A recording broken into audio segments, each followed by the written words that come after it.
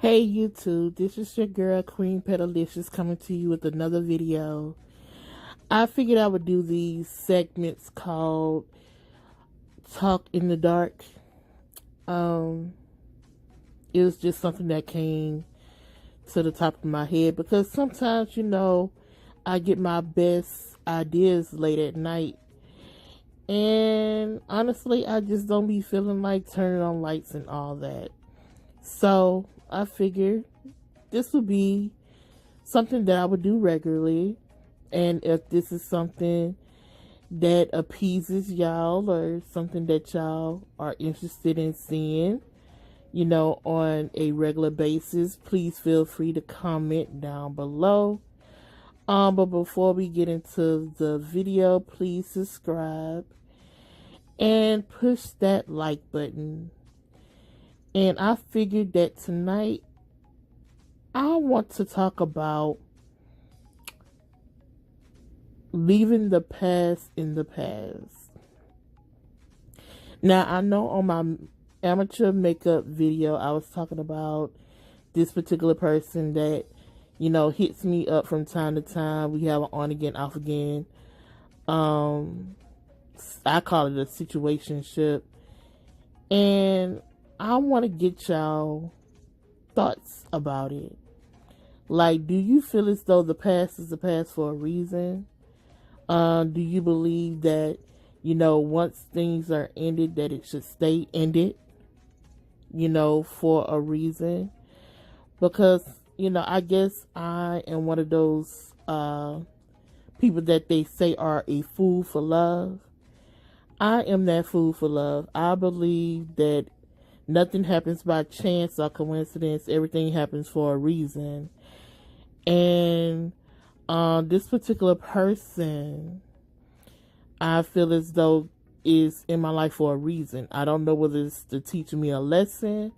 I don't know whether it's to, send me through bouts of, trials and tribulations. I don't know whether it's for us to grow together and learn, understanding and patience. I don't know what it is. All I do know is that sometimes the past don't stay in the past. And sometimes things fall apart so it could fall together. And I know that sounds very contrite. It sounds very redundant that something has to fall apart for it to fall together.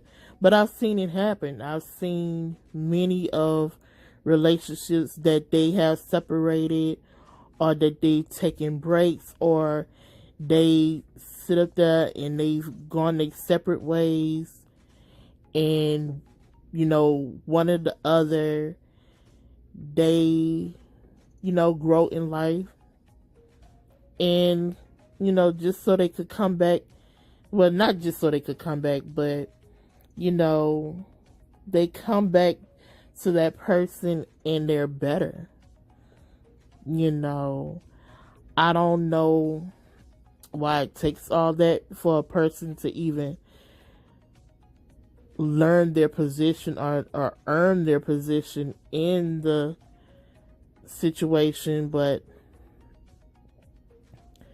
what I do know is, as much as I am a fool for love, and as much as I love believing in love, sometimes I feel like some things are just meant to stay buried. It's almost like trying to exhume a body. Why would you dig up something that's dead? It's dead. If I haven't learned anything from watching Pet Sematary, it's to leave the dead. Like, don't be trying to resurrect something that's already, done ran its course and things like that. But I guess, I'm saying all this to say that I give chances to things or to people that I feel might honestly go somewhere. And people around me have been like, oh, well, are you that desperate for attention? Are you that desperate for love that you keep revisiting the same situations and it ends up the same? I wouldn't call it being desperate. I call it the fact that I haven't really had a valid reason besides the fact that it's a long distance situation. And I feel as though in long distance relationships, it calls for sacrifice. And sometimes the sacrifice calls for you realizing that y'all don't belong together as of right now. Now, as far as do we not belong together ever? I'm not going to say that either. I'm going to say that for right now, we're going to do what we need to do on our own terms to get ourselves together so that maybe later on in the near future that we can possibly be together. Either I move there or you move here or whatever the case may be. But as far as just giving up, no. I just don't see why that has to be an option. Unless like I'm cheating or they're cheating or whatever. But what I will say is this, I've only been in 3 situations, 3 relationships that I know for a fact, yeah, that for sure is gonna stay in the past. Ain't no ifs, ands, or buts about it. That is staying in the past. It will not pass go. I'm not collecting no $200. They could stay where they at, and I am perfectly fine with that. Because that was just a toxic situation. So, that's situations that I feel as though should stay in the past. Certain friendships that definitely need to stay in the past. Certain relationships as far as family is concerned, that needs to stay in the past. Especially if it's family and friends that you do any and everything for and they do not appreciate your efforts, or they quick to say, oh, well, you don't do nothing for me. And then you have to question yourself. You honestly question yourself and be like, well, dang, I don't do nothing for you. Nothing. So it gets to the point to where you have to honestly come back and reevaluate things. And sometimes it calls for you cutting people off. The very people that you spent your life with, you have to cut off. I've cut off so many of my quote unquote family, and I'm perfectly fine with that because since cutting them off, I have felt lighter. I have felt as though, I'm not trying to fit in where I don't belong. Because let's be honest, I'm a black sheep and I'm a black sheep for a reason. As they say, when you're different, when you're unique, when you're eccentric, when you're not fitting the mold that other people would want you to fit into, that's when people have a problem with you. You're a problem.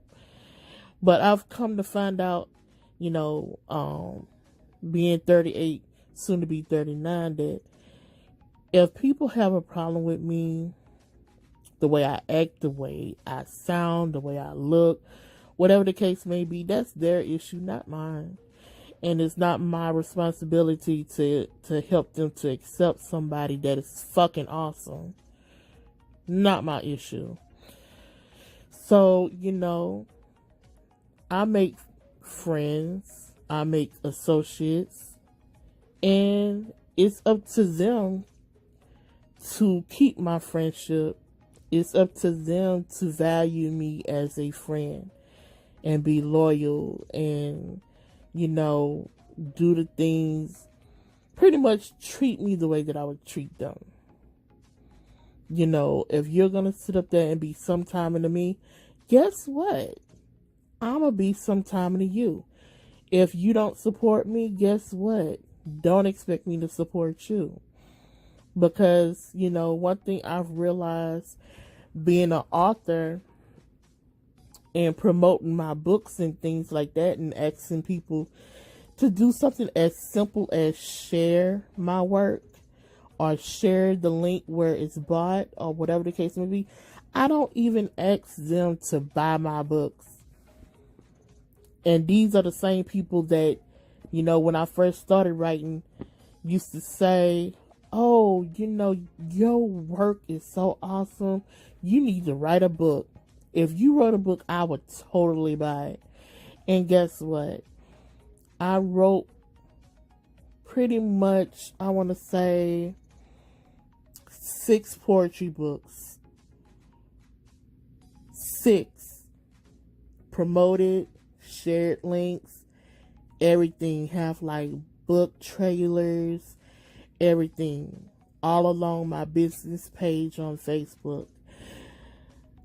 Not one quote unquote friend, not one family member or anything has taken the time to share that work on their page. But the moment that they need help for something, a GoFundMe, or that they doing a fundraiser, or whatever the case may be, or the first person they want to run to is me, talking about, oh, can you share this link for me? No, I cannot.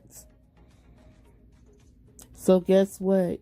You're about to be a past issue too, because of the simple fact that I help those who help themselves. I help those who are willing, you know, it's almost along the lines of you scratch my back and I scratch yours. But don't expect me to scratch your back and then when I ask you to scratch mine, oh, you know, your hands are broken. Get out of here with that. You know, and that's the number one problem with a lot of things, dealing with society, dealing with the human race, dealing with black people in general. We do not help each other. We talk the talk, but we definitely do not walk the walk when it comes to each other. And then we want to sit up there and talking about other races, how they come up, how they have, you know, all these different businesses and how they ahead of us. But unlike other races, we're the only race that will sit up there and lie directly to somebody's face about what we plan on doing and don't do it.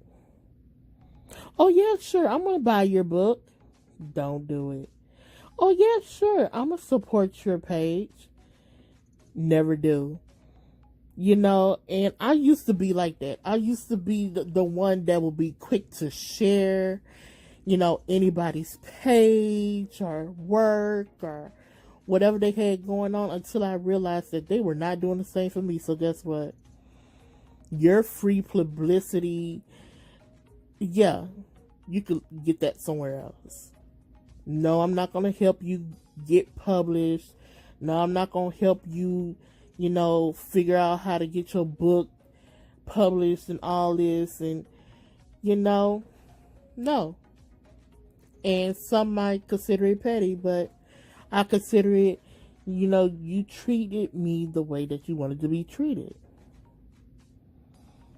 And now you're a past notion. Now I'm a past notion to you. So we have a past situation that won't see the light of day, because I'm not about to sit up there and backtrack. And some people might call it prideful, but I consider it sticking to what is best for me. And some relationships are not best for me, and I know that. But this particular situation, I'm going to have to just go slow and fill it out. Because it's like, even though this person did me real dirty, I mean dirty, I can't prove it though. That's the only thing. And I think that's the only reason why I'm kind of holding on to the possibility of it all. But I'm going to go slow. I'm going to see. If it's meant to be, then we'll meet up. If it's not meant to be, then things will be the way that it's been, which is her texting me texting her, us calling on Skype and, Glide or whatever. And yeah, if it goes beyond that, awesome. But if it doesn't, I'm not going to put too much more energy into it, because I feel as though I've wasted already enough of my time. I'm 38. I'm not getting no younger. So, even though I'm perfectly fine being alone, I am definitely going to, seal the deal with that if it doesn't work out this time. But, y'all tell me y'all thoughts. If y'all was in a situation to where one of your exes, to where y'all didn't break up on bad terms, it was just the distance that did it, what would you do? If they came back into the picture and wanted to try again, would you try again? Even though it didn't work out the other dozen times that y'all tried, would you try again?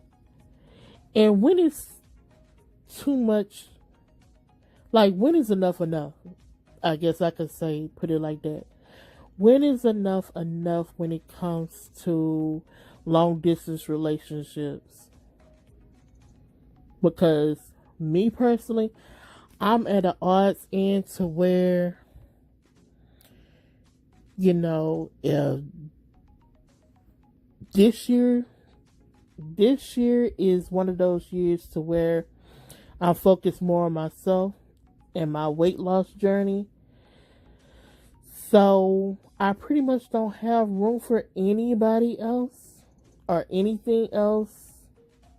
So that's another thing that person is going to have to get